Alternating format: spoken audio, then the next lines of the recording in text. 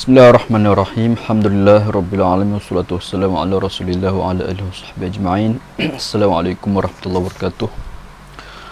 InsyaAllah pada petang ini kita akan sambung kita punya pembacaan dan juga ulasan terhadap kitab Al-Amthal fil Quran ataupun perumpamaan dan juga perbandingan dalam Al-Quran karangan Al-Imam Ibn Qayyim. Baik, kita lihat seterusnya perumpamaan binatang ternak yang terdapat dalam surah Al-Furqan, firman Allah Subhanahu wa taala ayat 44. A'udzubillahi minasyaitonir rajim. Am tahsabu anna aktsarahum yasma'una aw ya'qilun inhum illa kal an'ami bal hum adallu sabila. Atau adakah engkau menyangka bahawa kebanyakan mereka mendengar atau memahami apa yang engkau sampaikan kepada mereka? Mereka hanyalah seperti binatang ternak, bahkan mereka lebih sesat lagi. Dalam ayat ini Allah mengumpamakan kebanyakan manusia dengan binatang ternak. Persamaan antara kedua-dua spesies ini ialah sikap tidak menerima petunjuk dan tidak patuh kepadanya. Kebanyakan orang yang tidak menerima petunjuk dan juga tidak mendengar apa yang dibawa oleh Nabi SAW yang disampaikan oleh baginda SAW daripada Tuhan, tidak dengar. Itu persamaan, kalau ada persamaan antara perbandingan. Sebab kalau kita nak lihat, macam kita dah sebut di awal pertemuan dalam siri yang sebelum ini, perbandingan dan juga perumpamaan ni dia mesti ada satu sifat yang menyebabkan kita boleh bandingkan. Ada satu persamaan, at least satu, kan? Kalau bentuk ayat, kalau setiap satu simbol ataupun perkataan tu, itu kena ada persamaan setiap simbol tu. Kalau bentuk ayat tu, ayat yang ada banyak perkataan itu hendaklah kena dengan perbincangan yang ada persamaan tertentu dengan perbincangan yang sedang dibawa, kritikan yang sedang dilakukan sebagai contoh. Baik, jadi kat sini persamaan antara haiwan ternak dengan manusia ialah, itulah dalam kata manusia menolak petunjuk, mengabaikan petunjuk. Persamaan mereka ialah tidak menerima petunjuk dan juga tidak patuh kepada petunjuk. Tetapi dalam masa yang sama, mereka bukan sama saja, tapi adallu sabila, lebih teruk lagi, lebih sesat lagi berbanding binatang ternak. Manusia menolak petunjuk. Sebab apa? Sebab binatang ternak, mereka, kenapa binatang ternak bukan binatang liar? Sebab binatang ternak itu ada yang memberi petunjuk jalan, ada yang pimpin dia. Bukan pimpin, ada yang pegang tali ke, ada yang ketua gembala ada kat depan, lepas tu haiwan pakai ikut, ada yang begitu. Sebab tu al-an'am tidak guna haiwan lain, kan? Jadi persamaannya ialah al-an'am juga ada yang tunjuk, ada gembala. Dan juga manusia yang diutuskan Nabi, mereka juga ada gembala. Ibaratnya begitu. Nabi SAW bukan gembala, itu utusan Tuhan, untuk membawa mesej risalah daripada Tuhan, wahyu. Baik, jadi itu persamaannya. Jadi kalau kenapa mereka lebih sesat, adallu sabila? Sebab paling tidak haiwan ternakan itu dia ikut arahan gembala, sedangkan manusia itu tak ikut. Okey, kalau gembala kata nanti ada laluan berduri, dia pandailah komunikasi. Macam mana pandailah, kita tak pandai sebab kita tak gembala. Okey, pandai komunikasi. Ada duri, lari. Ada bahaya, jauhi. Ada kawasan air, kalau haiwan tu tak boleh kena air, dia ajar untuk jauhi. Tetapi manusia ditunjukkan bahaya, buat itu dia buat. Bahaya, buat ini, buat. Yang ajaib lagi, kalau sekadar katakan solat orang tak kerjakan, benda yang bagus, nampaklah perkara tu manusia mungkin tak nampak. Perlu kita yakinkan lebih panjanglah prosesnya. Tapi sebahagian manusia, perkara yang mereka nampak pun mereka langgar. Katakan arak bahaya, memabukkan, mereka tahu, dan juga perkara tu real. Bukan sebab maknawi macam solat tadi, mengeraskan hati, mana nampak hati kerasan. Tapi perkara keburukan mabuk ini pun boleh nampak, tapi itu pun dilanggar.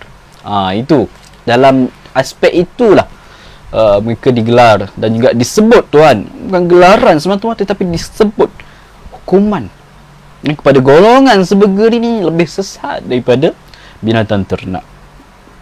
Okey, sebab itu kebanyakan manusia diseru oleh para rasul dan juga pewaris mereka, dipimpin dalam melalui jalan kehidupan.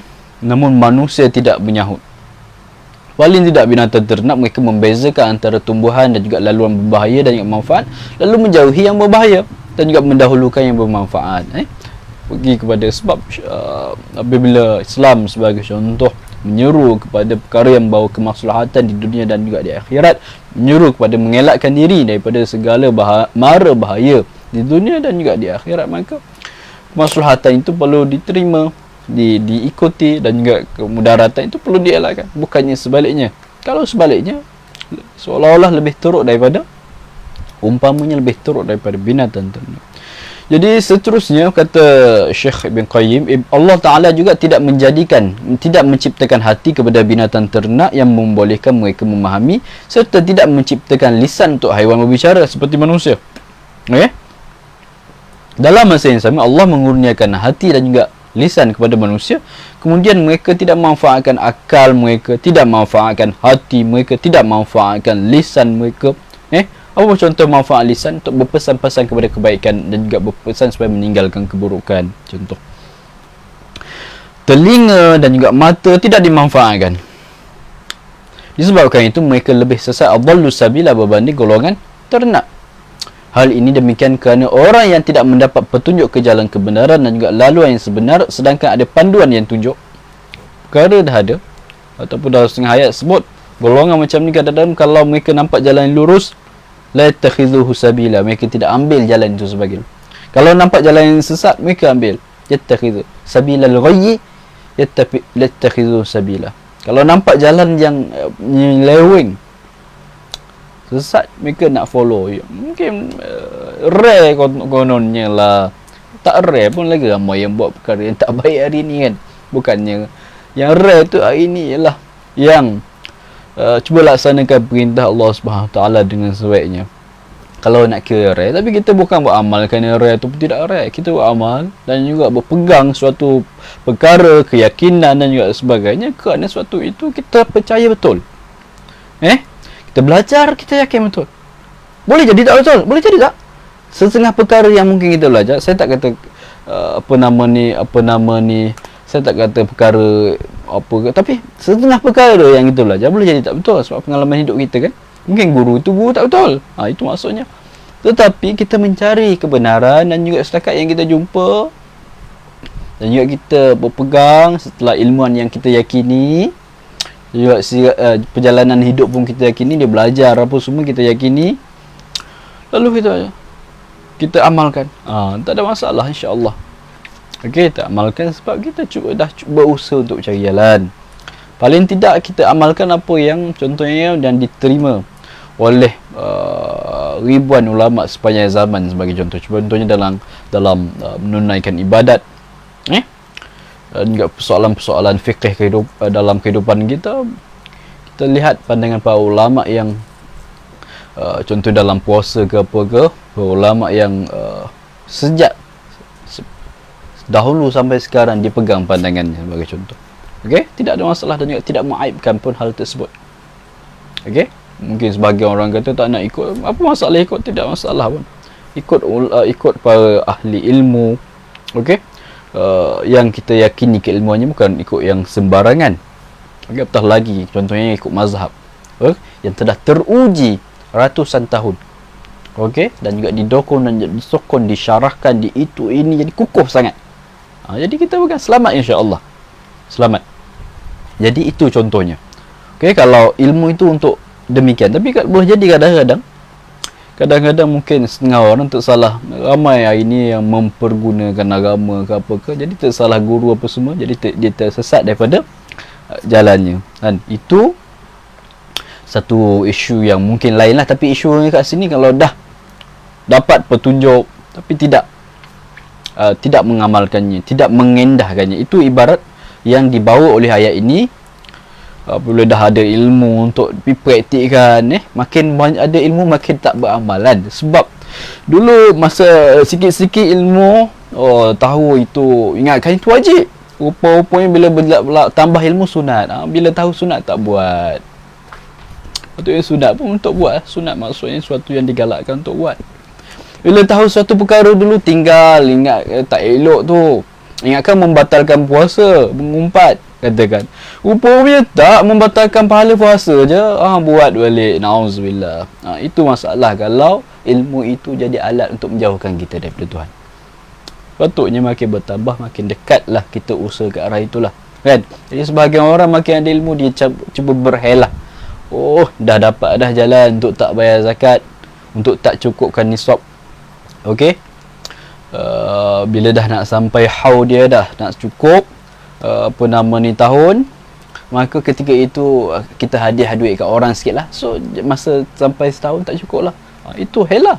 Maksudnya makin belajar, makin jauh daripada Tuhan. Na'udzubillah. Okey, itu kal an'am lah. Balhum adallu sabila. Itu maksudnya tak menggunakan akal, juga hati dan juga segalanya Allah Ta'ala kurniakan nikmat dengan cara baiknya, lalu menyebabkan lagi sesat daripada binatang ternak. Sebab petunjuk dah ada, tapi tak follow. Tapi kalau haiwan binatang ternak, petunjuk ada, gembala kambing, gembala itu, gembala ini, yang tunjuk jalan ada, haiwan follow. Haiwan follow. Kan? Paling tidak you follow. Yang manusia ni dah diberi petunjuk tak follow. Sebab itulah adallu sabila. Na'udzubillah.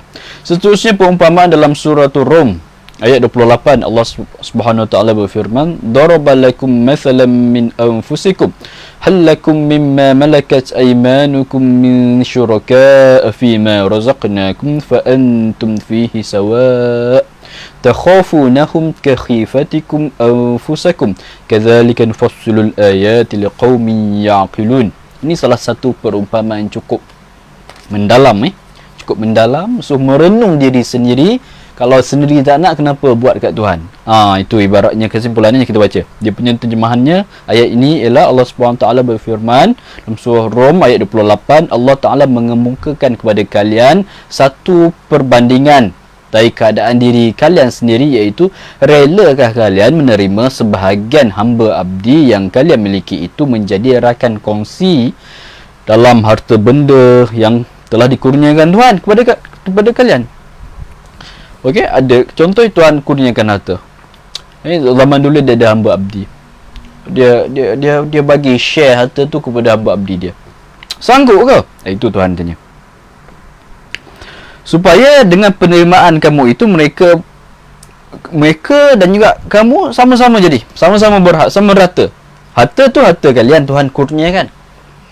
Mungkin kalau kita tak nampak dari seorang hamba abdi, kita nampak pekerja ke hari ini kan, orang gaji ke apa ke, kita bagi share yang sama kat dia daripada harta kekayaan yang kita usahakan, yang Allah Ta'ala kurniakan. Okey? Lalu sanggup ke buat macam tu? Jadi sama rata antara pekerja dan juga majikan sebagai contoh dari sudut pemilikan. Dari sudut manusia kita sama rata. Dan kita tak kata kita lebih mulia daripada dia tak. Barangkali dia lebih mulia. Sebab itu dalam Islam semua sama rata. Bahkan siapa yang hebat bacaan dia, hebat fikih dia, jadi imam dalam solat. So tidak pelik pun untuk kita, untuk seorang Tan Sri, untuk seorang pakar itu pakar ini, dia solat di belakang tukang sapu. Kalau tukang sapu itu boleh baik, itu menariknya Islam.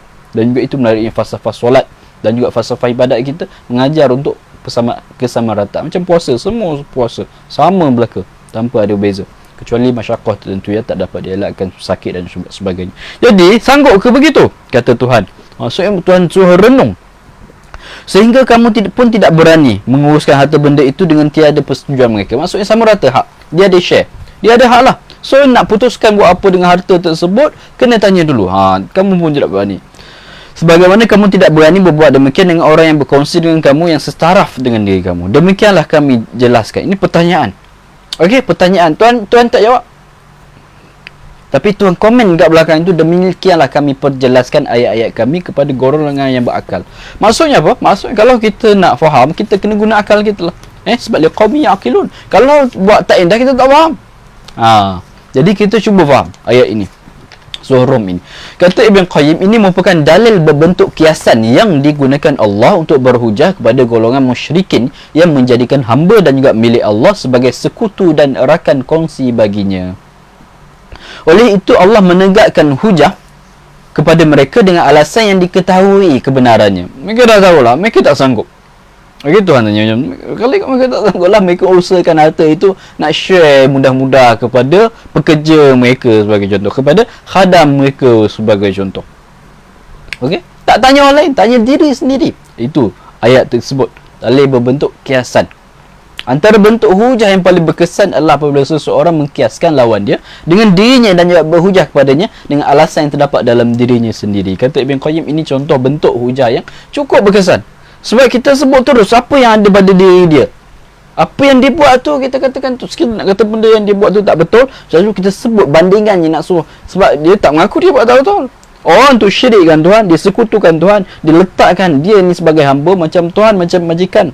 Macam Tuhan yang menciptakan dia. Ibaratnya pekerja letakkan dia punya kekayaan dia ataupun share majikan tu, dia ambil macam sama taraf. Ibaratnya begitu. Ataupun hamba abdi satu masa dahulu sama dengan Tuhan dia dari sudut pemilikan dan juga sebagainya, pemilikan harta dalam konteks ayat tersebut. Ini contoh yang cukup real, nampak.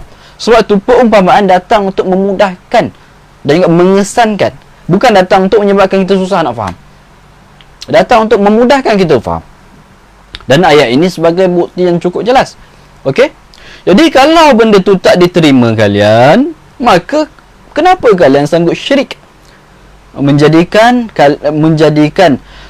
aku, apa yang aku miliki sebagai setara dengan aku. Menjadikan berhala itu sebagai sembahan macam kau sembah aku. Itu persoalannya. Sebab itu kata Ibn Abbas tentang ayat tersebut, masuk ayat tersebut contohnya macam sampai tahap kesamarataan share tu, sama rata tu, tahap seolah-olah takut, contohnya takut mewarisi. Seolah-olah sampai keadaan dia tidak boleh buat keputusan sebab partner dia memiliki share yang sama dari kalangan hamba abdi dia sendiri sebenarnya. Okay. Kata Ibn Abbas, ini maksud kamu seolah-olah takut jika mereka warisi daripada kamu sebagaimana sebagian kamu saling mewarisi antara satu sama lain. Okey, takut. Sebab mereka bukan keturunan untuk warisi. Mereka hamba abdi kalian. So ayat tersebut guna perkataan yang cukup mengesankan antara Tuhan dan juga hamba. Sebab antara Tuhan sebagai pencipta dan juga kita, padahal tak sama pun Tuhan dan juga hamba dengan manusia dengan Tuhan, kan? Tak sama, tapi ada persamaan tertentu untuk mudahkan faham. Sebab apa kita kata tak sama? Tuhan tu pun hamba Tuhan juga akhirnya, kan? Jadi makna yang dikehendaki daripada ayat ini, kata Ibn Qayyim, adalah salah seorang daripada kalian redha. Adakah kalian redha, adakah kamu redha jika hambanya menjadi rakan kongsi dalam harta benda dan juga ahli keluarga, sehingga dia setaraf dengannya dalam menguruskan semua itu? Lalu jadi menyebabkan dia tak boleh buat keputusan sendiri. Jadi takut nak buat keputusan sendiri sebab orang lain share juga dengan dia, kan? Jadi kalau kamu tidak suka hal tersebut berlaku pada diri kamu, lalu mengapakah kamu menyekutukan aku dengan ciptaanku yang merupakan hamba yang dimiliki aku? Sembah perkara yang sebenarnya makhluk aku belaka. Dalam ilmu Islam, alam itu ialah selain daripada Allah. Selain daripada Allah, semua itu makhluk, kan? Jadi langit, bumi dan juga segala yang terkandung dalamnya, semua itu makhluk. Jadi kenapa kalau ada orang sembah berhala ke, ada orang sembah manusia ke, ada orang sembah haiwan ke, ada orang sembah apa ke, orang sembah hatta sembah Nabi pun, Nabi itu juga hamba aku, kenapa buat macam tu contoh? Okey? Jadi hal ini adalah salah menurut fitrah dan juga akal kamu sendiri. Kamu tak boleh terima. Soalan tadi soalan yang cukup mendalam, sampai dalam lubuk hati manusia. So mereka tak boleh terima. Jadi kenapa kau buat macam ni untuk Tuhan? Itu persoalannya, kan? Lalu mengapakah kamu menghukumnya sebagai harus untuk berlaku pada hak aku? Sedangkan aku Tuhan. Sedangkan perkara yang kamu jadikan sekutu bagi aku, itulah hamba, kepunyaan dan juga ciptaan aku. Hal ini demikian. Sedangkan adalah harus hukumnya untuk persekutuan itu berlaku sesama kamu dan juga pada hak kamu. Sebab kamu semua hamba. Kalau ikut ayat tersebut, walaupun kata macam tak boleh diterima, tak betul, ataupun jawapan dia, tak boleh lah Tuhan sama taraf dengan hamba dalam erti kata harta benda tu. Tapi kalau ikutkan semuanya manusia, sama rata semua manusia, semua ciptaan Tuhan. Padahal kamu pun boleh, berlaku, benda tu boleh berlaku sesama kalian. Kalau ikut harus hukumnya boleh berlaku, maksudnya sekutu, maksudnya mereka untuk berkongsi harta, menjadi pegang share kalian pun semua berlaku sama kamu dan juga pada hak kamu, kerana hamba abdi kamu bukanlah hamba abdi dalam erti kata yang hakiki. Hamba manusia, kalau ada sistem hamba satu masuk, itu bukan hamba dalam arti kata yang hakiki. Itu kata yang majas semata-mata. Sebab mereka hakikinya mereka hamba dari sisi, bukan hamba Tuhan. Mereka bukan hamba macam kita hamba kepada Tuhan. Okey? Saudara kamu yang dijadikan Allah berada di bawah pentadbiran kamu. Ibaratnya pekerja lah hakikatnya.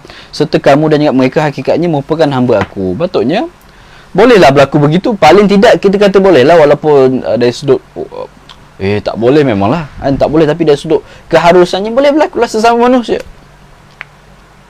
Tapi boleh pula buat kat Tuhan. Ibaratnya macam itulah Tuhan nak sampaikan daripada ayat tersebut. Okey, ni kaedah berfikir yang cukup rasional dan juga mengesankan, menunjukkan satu kaedah, salah satu kaedah untuk berhujah dengan golongan yang menyekutukan Tuhan dan juga sebagainya. Dan juga Islam ni agama yang berhujah, pujuk selain memujuk dengan emosi, dan berhujah dengan akal, selari dengan dua perkara tersebut. Okey, jadi kita baca dua perumpamaan pada hari ini. Saya mohon maaf atas kekurangan, semoga bermanfaat. Kita sambung insya-Allah lusa perumpamaan yang seterusnya dalam surah An-Nahl. Assalamualaikum warahmatullahi wabarakatuh.